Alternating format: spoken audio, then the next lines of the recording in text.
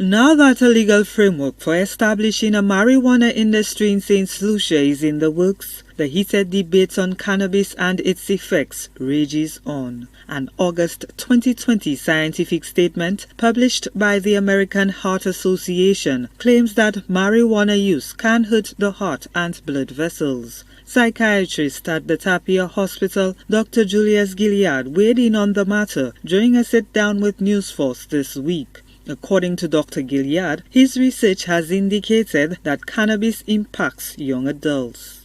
So I think there's a lot of misinformation with regards to what cannabis does to a person's mental state. I can tell you from my research and my studies that cannabis, yes, has a risk of affecting the mental state of persons who are already at risk of mental disorders.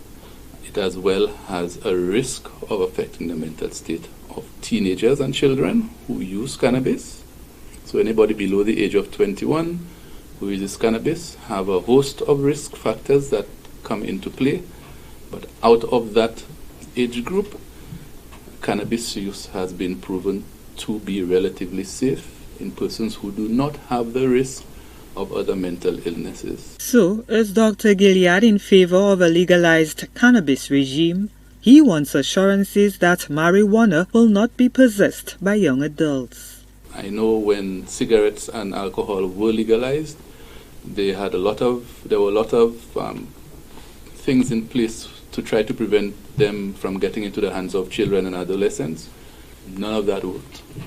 So you still have children and adolescents smoking and drinking, and their health being affected. Same thing with cannabis. I have to be reassured that cannabis will not get into the hands of teenagers and children for me to give it a thumbs up.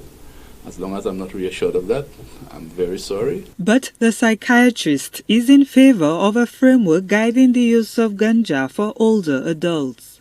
Legalizing for adults, I can give the thumbs up for that, but legalizing and then not having the appropriate checks and balances in place to prevent it from getting to the hands of children and adolescents, then I cannot support that. I'm very sorry.